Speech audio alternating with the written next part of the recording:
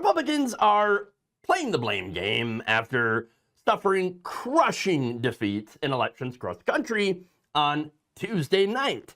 In the wake of losing New York, California, New Jersey, and Virginia, these races there, and some races in other places, also like in Georgia, Mississippi, and then ballot measures in Colorado, losing a ballot measure in Maine, all that stuff. Republicans just got shellacked, okay? Now, in response of that, you have MAGA that is pointing the fingers at each other. Some of them argued that Republicans failed to mobilize their own base, their own voters. Others, of course, were blaming internal fighting over things like the young Republicans' racist messages and stuff. And then even some pointed the finger at Trump. Whoa! So let me start here with Mike Cernovich, okay? Here he is saying, Trump spent all year in the Middle East. His big donors loved this. The voters did not. Virginia is going to be under a Democrat supermajority now. Keep listening to Mark Levin, Mr. President, and you'll be back to impeachment trials in 2026. So, yeah, a lot of infighting already. So, now, on that, one of Trump's biggest donors is Miriam Adelson. Miriam Adelson is extremely pro-Israel, okay? Which doesn't exactly match a lot of these America First people, which are like, hey, why are we giving so much money over to Israel all of a sudden? Or why do we continue giving money to Israel and supporting the genocide and all that, even though there's technically supposed to be a ceasefire? It's not exactly working out very well. And Israel keeps violating it. That's why. But anyway, there's more. Okay. Here we are. Going to Jack Posobiec. Saying, thank goodness so many conservative pundits spent the last few weeks focused on e-drama and cancellation efforts, the racist young Republicans, instead of working to get out the vote. That was very helpful to the movement. Yes. Very, very helpful. More like bowel movement. Just saying. That's kind of what the Republican movement is at this point. Speaking of bowel movements, we have Laura Loomer, okay, who wrote this. Why did the GOP run to never-Trumpers for governor in New Jersey and Virginia? Why did the GOP refuse to speak the truth about Islam when multiple Islamo-commies, wow, are on the ballot? How come we haven't seen any real efforts to secure our elections? This is outrageous. All right, calm down, Saw. All right? They're not Islamo-commies. I don't know where you're coming up with this stuff. She just makes things up. Okay. What's funny is that actually those candidates were not never-Trumpers. They actually fully embraced Trump. I'm just saying. But, yes, sure, they had criticized him once before, but you do remember when J.D. Vance literally called Trump America's Hitler, right? I'm just saying, did you forget about that whole thing? And now he's Trump's VP?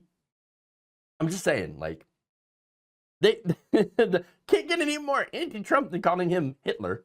Okay. But anyway, they did embrace him, and apparently not enough. Not enough. In fact, I'm going to go to another one here. This is End Wokeness, who reposted on X something that they had posted back in April of this year. It had declared, quote, the harsh reality is that without Trump on the ballot, the GOP is toast. Our coalition doesn't show up to vote. Oh, this was vindicated by tonight's results, they concluded. Yes, and you know what? That's the problem when you have a cult of personality created around one man. If he ain't involved, then people don't show up. That's the reality. Republicans, you do know that you have a cult, right? I'm just saying that MAGA is a cult. By the way, Trump echoed that post, saying, quote, Trump wasn't on the ballot and shutdown were the two reasons that Republicans lost elections tonight, he said on Tuesday, and added, according to pollsters. True. Now, that said, there's more. Vivek Ramaswamy. He posted his own post-mortem take about this election. Let's take a look. We got our asses handed to us in New Jersey, Virginia, and New York City. Democrats swept all three. There's two key lessons for Republicans. Listen carefully. Number one, our side needs to focus on affordability. Make the American dream affordable. Bring down costs, electric costs, grocery costs, healthcare costs, and housing costs, and lay out how we're going to do it. And number two, cut out the identity politics. It doesn't suit Republicans. It's not for us. That's the woke left's game, not ours. We don't care about the color of your skin or your religion. We care about the content of your character. That's who we are. Okay, so look, Ramaswamy is actually correct about affordability. That's a big issue. That is what drove the Republican losses. It also drove the Democratic losses back in 2024.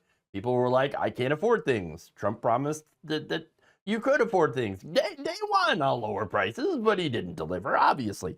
Now, that said, he is wrong about the identity stuff. Oh, it's not woke left's game. No, it's actually not. What the left does is actually defend people's identities against Republican attacks. That's what we've been doing for trans people, for example. Trans people, not an issue, right? Republicans decided we're going to run on transgender issues, okay? We're going to run on going after the trans community for literally existing. And they did very, very well doing so, okay? The right wing, they're all about identity. The Trump movement is driven by white racial grievance. That's it. Their entire thing is white racial grievance politics, period. And that was clearly on display when Ramaswamy himself was attacked viciously by MAGA chuds for simply wishing people a happy Diwali. They told him, you go back to your country. Cincinnati? I mean, that's where he was born.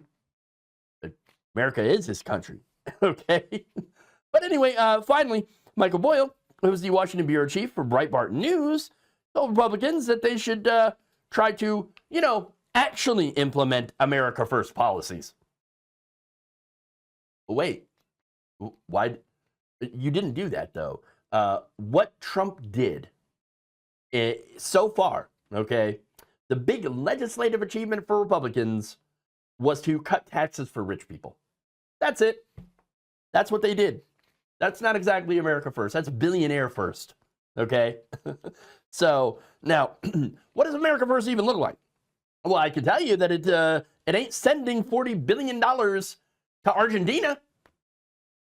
It doesn't look like killing our exports of soybeans to China. No, that's not what it looks like. It doesn't look like building a tacky-ass ballroom. No, what America First means is investing in America. For example, infrastructure. Well, you know what Trump did? Canceled all the Biden infrastructure projects that were paid for by the Inflation Reduction Act. So that's what they did. It also looks like promoting American workers, farmers. Yeah, you forget about the farmers, Trump? Now, it looks like promoting labor rights and protections, which, of course, the Trump administration is tearing down. Raising wages. Well, wages are stagnant.